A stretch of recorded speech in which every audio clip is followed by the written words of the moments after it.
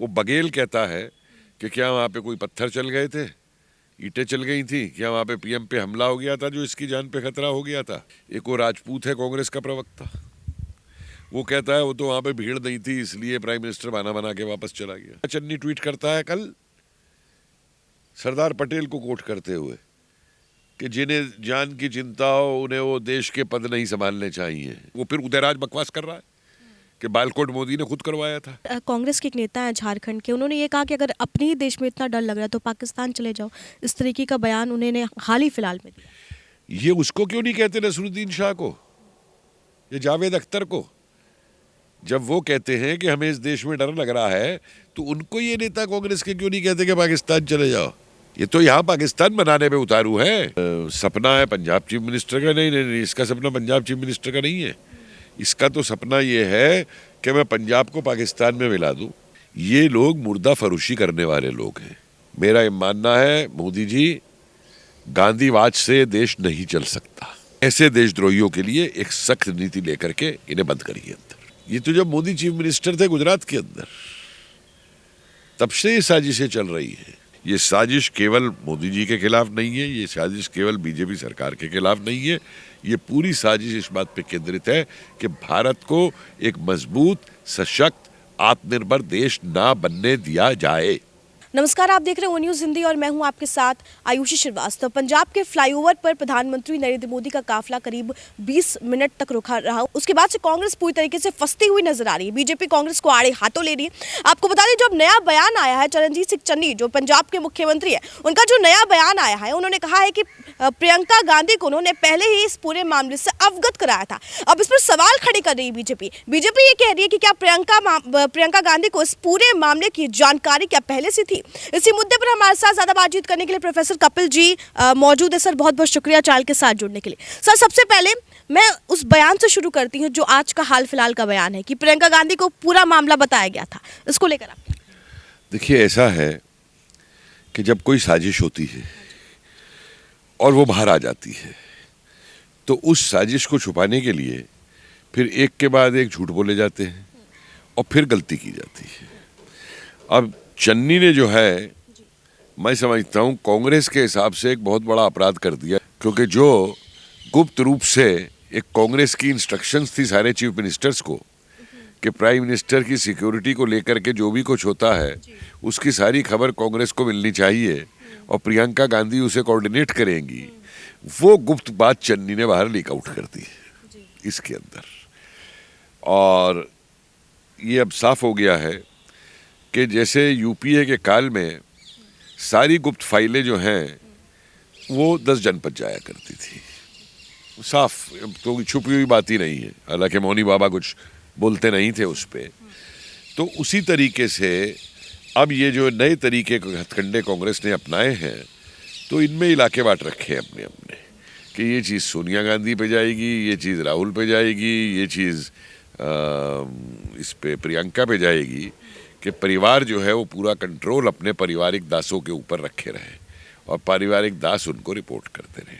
और आप देखिए एकदम से क्या हुआ, इसने प्रियंका को खबर दी, उसके बाद आप स्टेटमेंट देखिए आने जो शुरू किए हुए। एक वो राजपूत है कांग्रेस का प्रवक्ता, वो कहता है वो तो वहाँ पे भीड़ नहीं थी इसलिए प्राइम मिनिस्टर बहाना बना के वापस चला गया। वो बघेल कहता है कि क्या वहाँ पे कोई पत्थर चल गए थे, ईंटें चल गई थी, क्या वहाँ पे पीएम पे हमला हो गया था जो इसकी जान पे खतरा हो गया था। तो ये पूरी एक मतलब जैसे वो टूल किट इनका जो काम करता है उसमें ये काम करते हैं कि बघेल तुम चाहते थे कि वहाँ पे हमला भी हो प्राइम मिनिस्टर पे और वहाँ पे पत्थर भी पड़े प्राइम मिनिस्टर के ऊपर, नहीं हुआ तो तुम्हें बड़ा अफसोस हो रहा है कि क्यों नहीं हुआ ये पूरा लेकर के। आपको याद होगा एक बार राहुल गांधी की कोई लाइटिंग इंतजाम को लेकर के हल्का सा कुछ वो हो गया था, लाइट्स को लेकर के, तो इन्होंने हंगामा मचा दिया था राहुल गांधी की सिक्योरिटी को लेकर के पूरा का पूरा। लेकिन और किसी की सिक्योरिटी जो है, भाई वाड्रा को सिक्योरिटी क्यों दी जाए, कोई मुझे जवाब दे, क्या है वो, उसको सिक्योरिटी क्यों दी गई है, किस बात के लिए दी गई है उसको सिक्योरिटी? चलिए इनकी तो मैंने मान ली, प्रियंका की और इनकी, राहुल गांधी की और सोनिया गांधी की, वाड्रा को सिक्योरिटी देने का क्या मतलब है, जो उसको सिक्योरिटी दे रखी है पूरी की पूरी इन्होंने लेकर के। और इस तरीके का मजाक उड़ाया जाना सिक्योरिटी की वो चीज़ें रखनी, तो क्या ये वो सिक्योरिटी की डिटेल्स लेके इसकी चीन को देते हैं? क्योंकि चीन के साथ तो इनकी पार्टी ने गुप्त समझौता कर रखा है ना। अगर उसमें कोई ऐसी बात नहीं है तो क्यों नहीं उस दस्तावेज को ये पब्लिक करते कि हमारी ये चीन के साथ में एग्रीमेंट हुआ है। और ऊपर से आप मुझे एक बात बताइए, इमरान खान के भाई सिद्धू को इन्होंने पंजाब में चीफ मिनिस्टर बना दिया। मणिशंकर अय्यर जाके कहता है पाकिस्तान के अंदर कि मोदी को हटाने में हमारी मदद करो, तो पाकिस्तान चुनाव में तो वोट नहीं डालेगा ना आगे यहाँ पे। तो यही तो मदद मांग रहा है मणिशंकर वहां पे जाकर के उससे। और दिग्विजय तो चेला उसका ही है जाकिर नायक का, रोज इन्हें बकवास करनी है पूरी इसको लेकर के। और ऊपर से वो क्या चन्नी ट्वीट करता है कल सरदार पटेल को कोट करते हुए कि जिन्हें जान की चिंता हो उन्हें वो देश के पद नहीं संभालने चाहिए हैं। अच्छा, हम देखेंगे भाई जब तेरे पे आती है तो तू क्या बोलता है।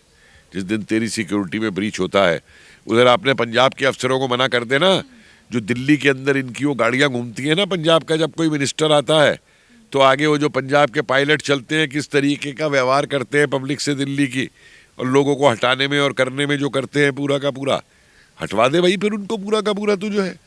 तो ये तमाशे जो हैं इनके, देखिए कांग्रेस पूरी तरीके से एक्सपोज हो चुकी है।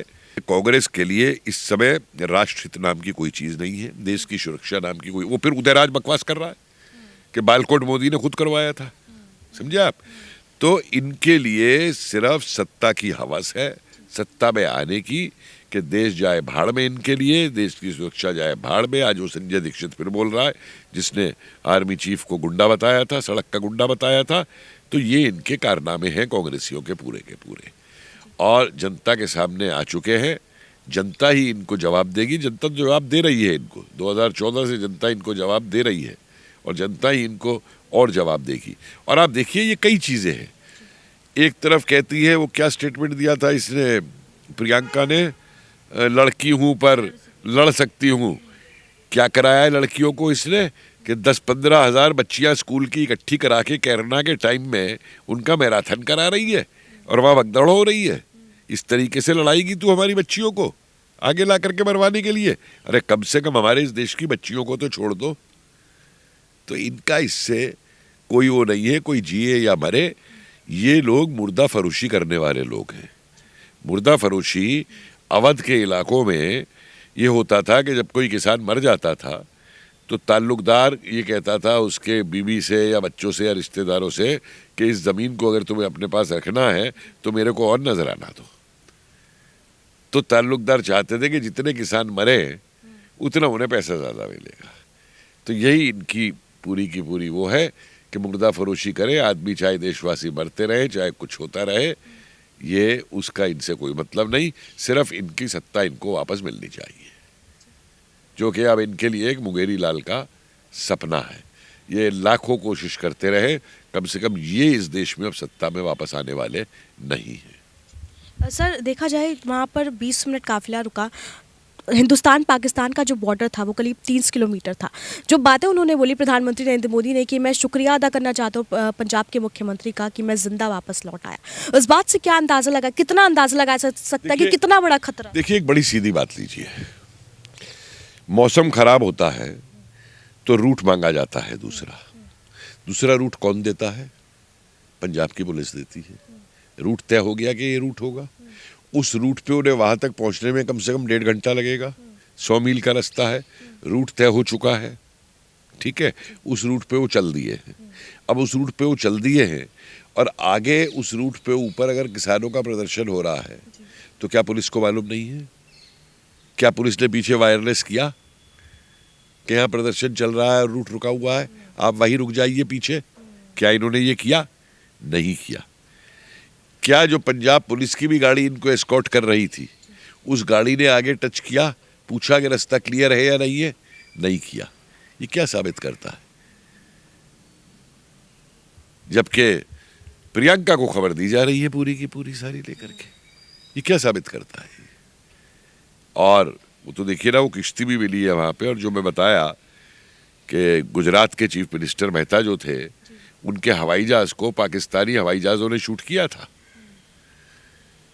और ये तो मेरा ये मानना है कि आखिरी समय पे पाकिस्तान जो है वो गड़बड़ा गया, इसलिए वो वापस एक्शन उसने कोई नहीं किया कि उसको लग गया कि ये ऐसा ना हो कि एकदम से भारत का रिएक्शन हो उसके ऊपर और उसको लेने के देने ना पड़ जाए, नहीं तो वो तो करवा देते जो उन्हें करना। मैं एक वीडियो देख रहा था जो करीबन 11 महीने पहले एक वीडियो बना था, क्या नाम से वो बना है, यूट्यूब के ऊपर लगा हुआ था, खगड़ू देश पता नहीं क्या लेके बना रखा है कुछ, जो पूरा वीडियो यही है कि मोदी जो है वो कारवा में जा रहे हैं और उधर से ट्रैक्टर दिखाए जा रहे हैं भगाते हुए इस वीडियो के अंदर, और वो ट्रैक्टर आकर के एक जगह पे प्रदर्शन करते हैं और जहां मोदी सामने आते हैं वहां पे यह हाल होता है। एग्जैक्टली वही चीज जो है यहाँ पे ये हुई है पूरी की पूरी। तमाम झूठ इनके सामने आ गए हैं कांग्रेसियों के, लेकिन बात अब यहाँ तक नहीं खत्म होनी चाहिए कि झूठ सामने आ गए हैं। मेरा ये मानना है मोदी जी, गांधीवाद से देश नहीं चल सकता। गांधीवादी नीतियों को छोड़िए और कम से कम ऐसे देशद्रोहियों के लिए एक सख्त नीति लेकर के इन्हें बंद करिए अंदर। सर, चरणजीत सिंह चन्नी की बात की जाए तो उन्होंने प्रेस कॉन्फ्रेंस किया, उसके बाद उन्होंने कहा कि उन्होंने 2-3 बातें बोली जो मैं सर अगर आपको बता दूं कि उन्होंने पहला कहा कि हमें अंदाज़ा ही नहीं था, दूसरा उन्होंने ये कहा कि कोविड प्रोटोकॉल की वजह से मैं प्रधानमंत्री से मिलने नहीं गया, तीसरा उन्होंने कहा कि हम प्रदर्शनकारियों पर गोली नहीं चला सकते, हम उन्हें समझा बुझा सकते हैं, उसमें वक्त लगता है लेकिन हम गोली नहीं चला सकते। देखिए, पहली जो तीसरी बात आपने कही, प्रदर्शनकारियों में भी एक प्रदर्शनकारी बोल रहा है वहां पे बीकेयू का कि हमको तो मालूम ही नहीं था कि रूट है, हमको बता दिया जाता है ये रूट है, हम नहीं आते।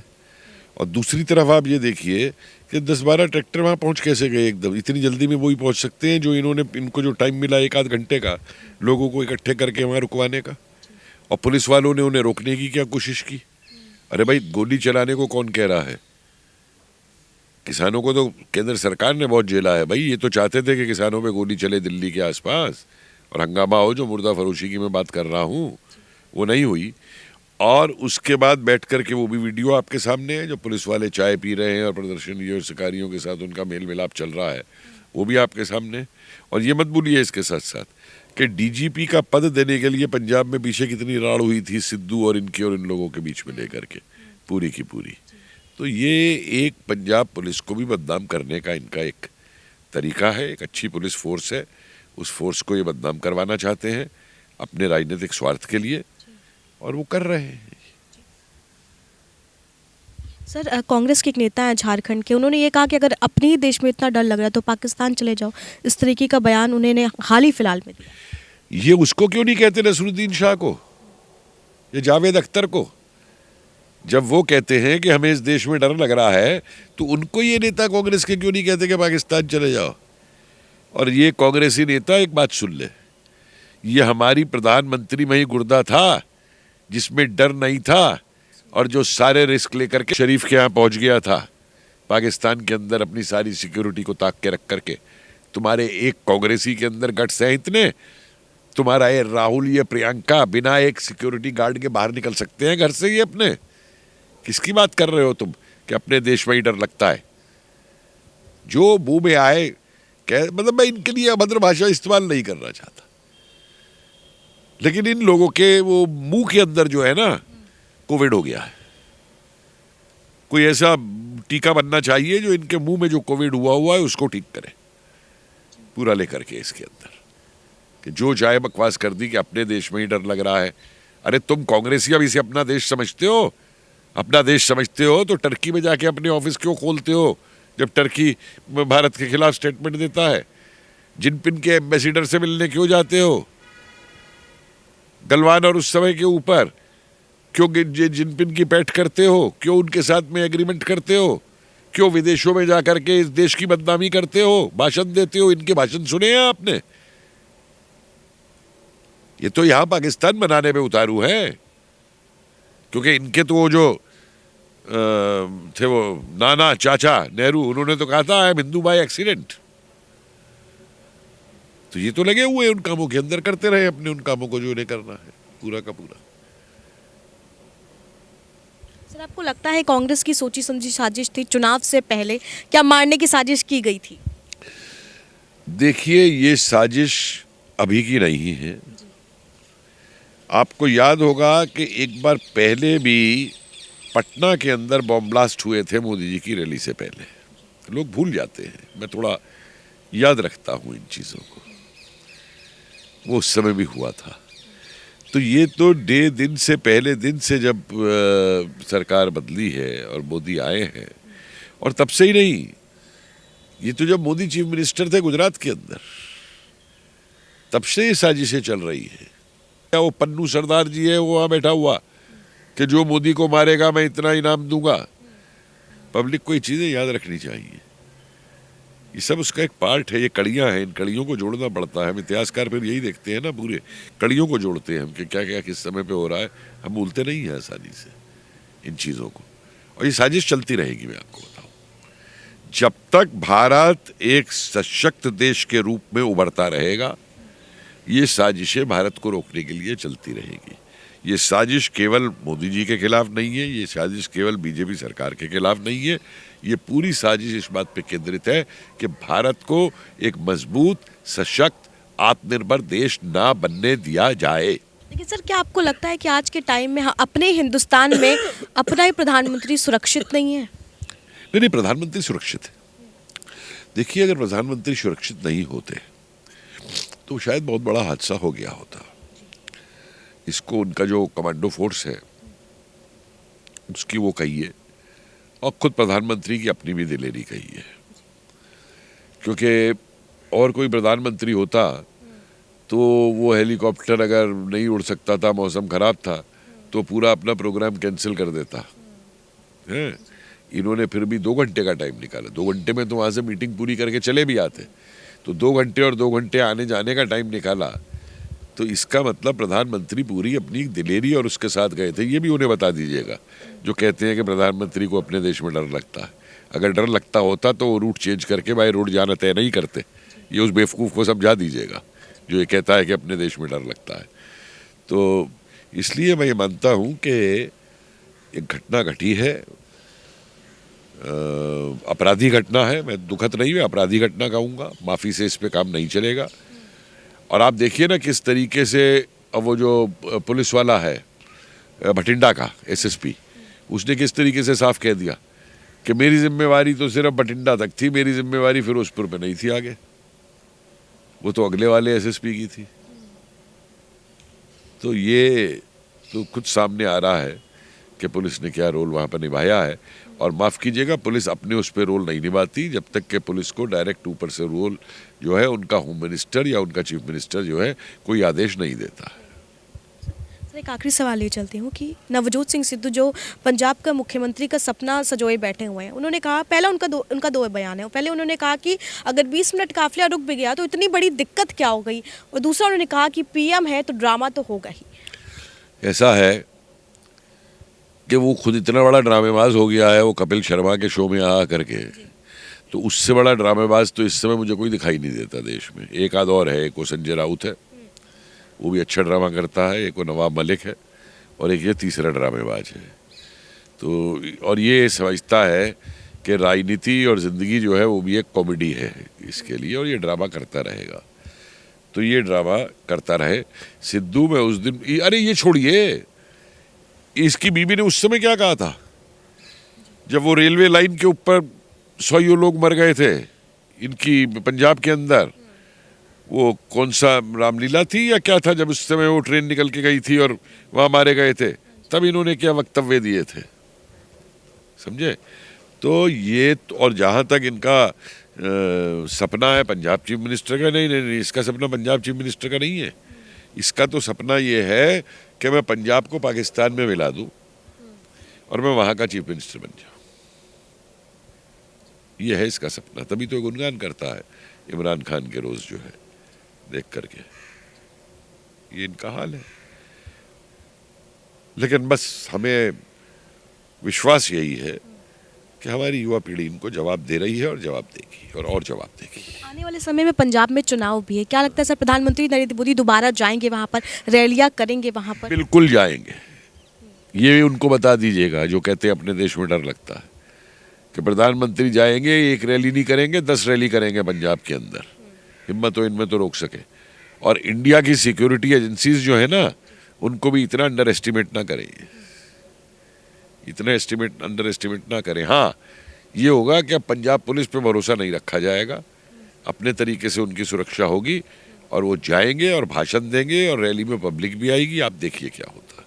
सर बहुत बहुत शुक्रिया हमारे साथ बातचीत करने के लिए। तो देखना काफ़ी अहम होगा क्योंकि आने वाले समय में पंजाब है और उससे पहले इस तरीके का सियासत पंजाब में अब देखने को मिल रहा है। एक तरफ प्रियंका गांधी से लेकर पूरी कांग्रेस घिरती हुई दिखाई दे रही है। कैमरा पर्सन गुरप्रीत के साथ आयुषी श्रीवास्तव, वो न्यूज़ हिंदी। जय हिंद।